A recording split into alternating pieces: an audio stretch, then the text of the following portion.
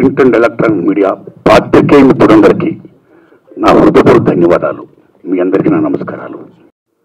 మిత్రులారా, ముందుగా ఎన్నో ఏళ్లుగా ఎదురు చూస్తున్నటువంటి ప్రభుత్వ అవార్డులు, నంది అవార్డులు ఇవాళ తెలంగాణలో గద్దర్ ప్రజాయుద్ధం ఒక గద్దర్ అవార్డులు పేరిట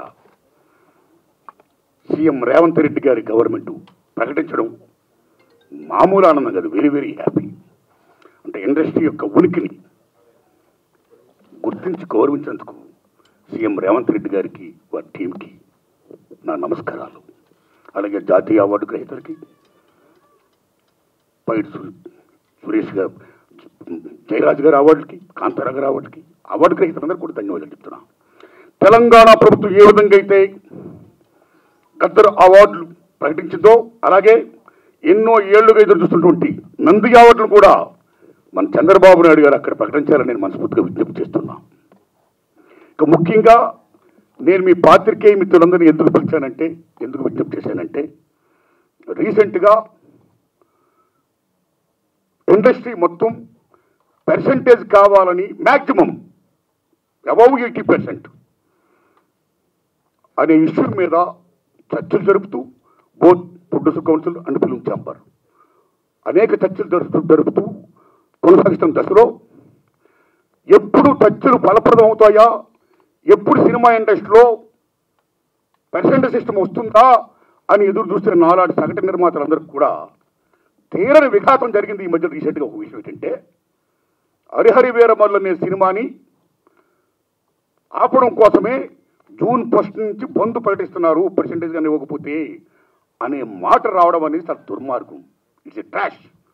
అది ఉత్తిది, అది కరెక్ట్ కాదు, అందులో కుట్ర ఉంది, ఆ కుట్రదారులు ఎవరు తెలుసుకోవాలి అని స్వయంగా పవన్ కళ్యాణ్ గారు ఆఫీస్ నుంచి రావడం అనేది, స్వయంగా సినిమాటోగ్రఫీ మంత్రి దుర్గేష్ గారు మాట్లాడడం అనేది కరెక్ట్ కాదు. ఎందుకంటే మిత్రులారా, ప్రొడ్యూసర్ కౌన్సిల్ కానీ, ఫిల్మ్ ఛాంబర్ కానీ, అవి సినిమా పరిశ్రమ పాలనా సంస్థలు, ఆ రెండు సంస్థలు కూడా బంద్ ప్రకటిస్తామని ఇప్పుడు చెప్పలా. డిసిషన్స్ ఆర్ గోయింగ్ ఆన్ అని చెప్పారు. దట్ ఇంకో విషయం చెప్తున్నా మీకు, బంద్ అనేది ప్రజాస్వామ్యంలో ఒక బ్రహ్మాస్త్రం. ఎవరైనా బంద్ ప్రకటించే ముందు సినిమా ఇండస్ట్రీలో అకార్డింగ్ టు నామ్స్ 3 వారాల ముందుగా తెలియపరచాలి. ఇదిగో పలానా ఇష్యూ మీద మేము ఫైట్ చేస్తున్నాం, అది ఇంకా కొలిక్కి రాలేదు కాబట్టి మేము బంద్ ప్రకటించబోతున్నాం అనే విషయాన్ని నిర్మాతలకు 3 వారాల ముందు తెలియపరచాలి. This is norms, it's a preamble.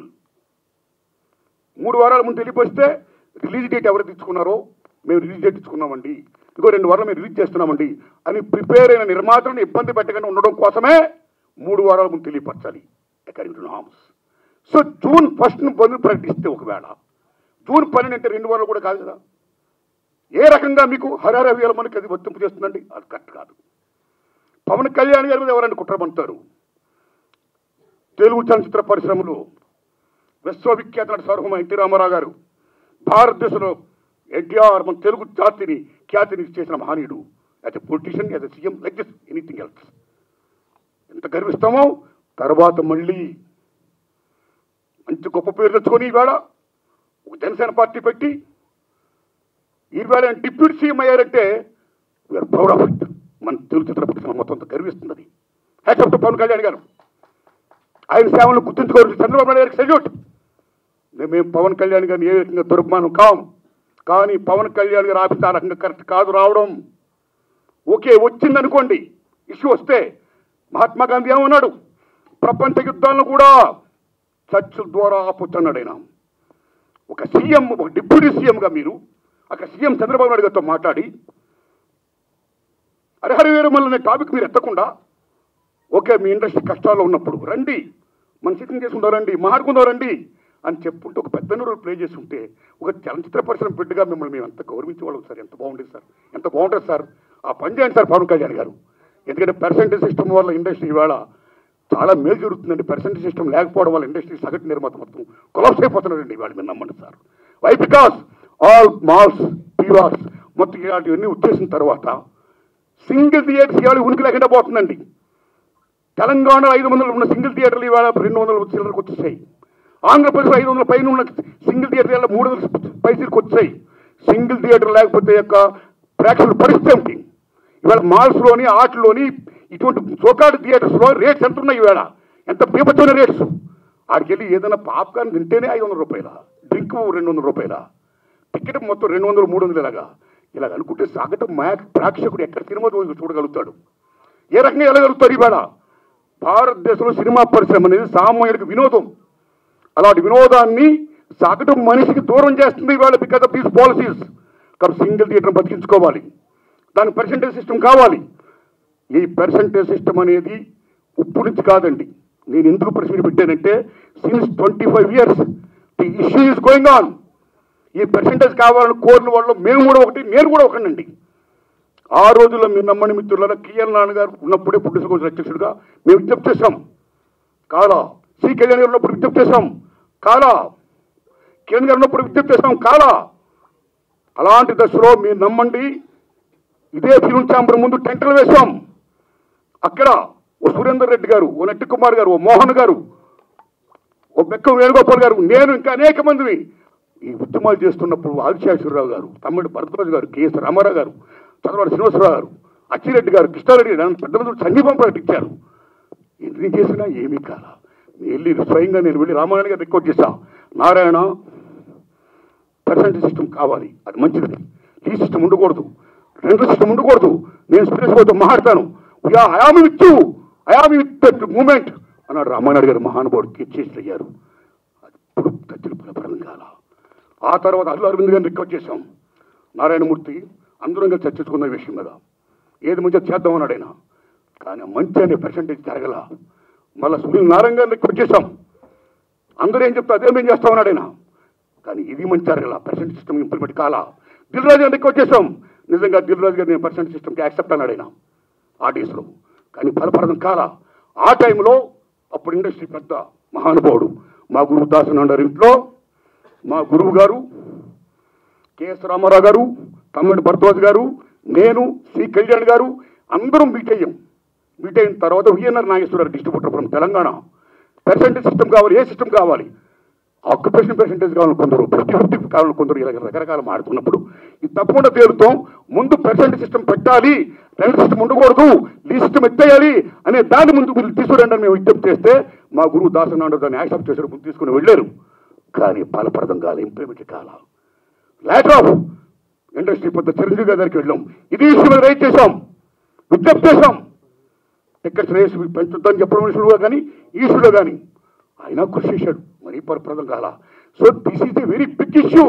Since 25 years this percentage system is going on, the issue is going on, not clearing. అది కావాలి. అలాంటిది ఇవాళ పర్సెంటేజ్ సిస్టమ్ కొలుక్కొచ్చే దశలో హరిహరి వీరమ్మలకి దీనికి ఒక లింకప్ పెట్టి ఏం సంబంధం అండి? ఏమీ సంబంధం లేదు. ఈ రకంగా దాన్ని ఇచ్చేస్తారని చెప్పి ఈ పర్సెంటేజ్ సిస్టమ్ అనే ఇష్యూని పక్క తోసేసేసి హరిహరి వీరమ్మను ఫోకస్ చేయడం అంటే ఎంత దూరం ఉండేది? అది కరెక్ట్ కాదండి. అందుకని నేను మనస్ఫూర్తిగా ఇది ఫీల్ అయ్యే నేను చెప్పడం కోసమే నేను విజ్ఞప్తి చెప్తూ పవన్ కళ్యాణ్ గారిని విజ్ఞప్తి చేస్తున్నా, నేను చంద్రబాబు నాయుడు గారిని విజ్ఞప్తి చేస్తున్నా, దుర్గేష్ గారిని విజ్ఞప్తి చేస్తున్నా. పవన్ కళ్యాణ్ గారు మాట చెప్పారు, ఇండస్ట్రీ వారు వచ్చి గవర్నమెంట్ ఏర్పడ్డ వెంటనే వచ్చి పలకరించవచ్చు కదా, మర్యాద పూర్వక కలవచ్చు కదా అన్నారు. సభాష్, కలవాలి రాజులు, మీరు కలుస్తాం. కానీ ఒక విజ్ఞప్తి చేస్తున్నాం, పూర్వకాలంలో రాజుల దగ్గరికి ఏదైనా ప్రజలకు సమస్య వచ్చినప్పుడు ధర్మగంట కొడితే లోపలికి వెళ్ళేవారు. దాని బిఫోరే రాజులే ప్రజల దగ్గరికి వెళ్ళేవాళ్ళు, రక్తబండ పెట్టేవారు. మీ ప్రజలకు ఏ సమస్య రండి చెప్పండి అని అడిగేవాడైనా, అక్కడక్కడిగా తీర్పులు చెప్పేవాడు, సాల్వ్ చేసేవారు, ప్రజలకు మేలు చేసేవాడైనా. ఇదిగో మా ఊరికి చెరువు కావాలి, మా ఊరికి విద్య కావాలి, మా ఊరికి వైద్యం కావాలి, లైక్ దిస్. అలాగా మీ మినిస్టర్లు కూడా అయిన వెంటనే ఇండస్ట్రీని పిలిచి రండి, మీకేం సమస్యలు ఉన్నాయి, నేనేం చేయాలి, మేమేం చేయాలి అని చెప్తే మేము కూడా ఎంత ఆనందపడేవాళ్ళం అండి. మేము మీ బిడ్డలు అండి, చిల్డ్రన్ ఆఫ్ ది స్టేట్. మేము మీకు ఓట్లు వేసిన వాళ్ళమి, మిమ్మల్ని లెక్కించిన వాళ్ళమి, మీ బిడ్డలు మేము. You must be respect the people the same time who must respect the government. So my humble request, దయించి ఈ పర్సెంటేజ్ సిస్టమ్ పక్కకి పెట్టేయకుండా, పర్సెంటేజ్ సిస్టమ్ అనేది మెయిన్ ఇష్యూ కాబట్టి. ఎందుకంటే ఆల్ మాల్స్ ఇవాళ ఆక్యుపై చేసి 50% దే ఆర్ టేకింగ్. కార్పొరేట్ సెటప్తో కూడుకుని ప్రైవేట్ సంస్థలు ఏమైతే ఉన్నాయో ఆ కార్పొరేట్స్ అందరూ కూడా వాళ్ళు దే ఆర్ గెటింగ్ 50% మరి సింగిల్ థియేటర్కి ఏమైంది?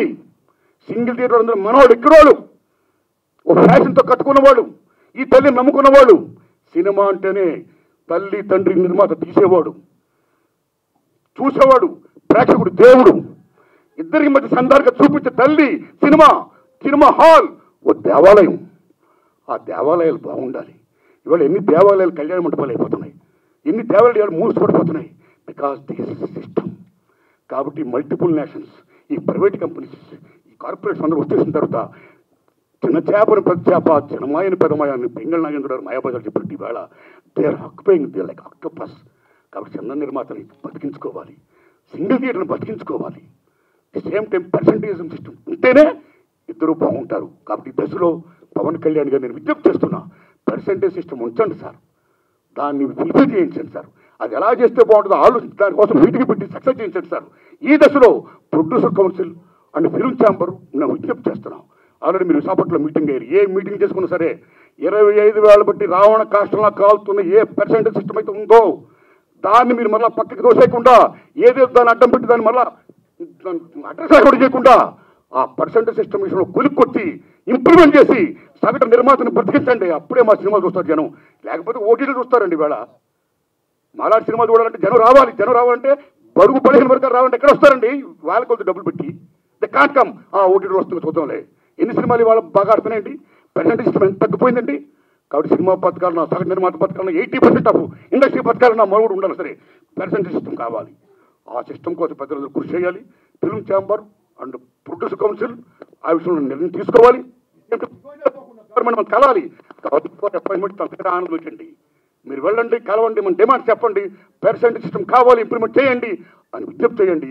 అదే నా విజ్ఞప్తిగా భావిస్తూ ఇక రేట్లు చాలా ఇంపార్టెంట్ అండి.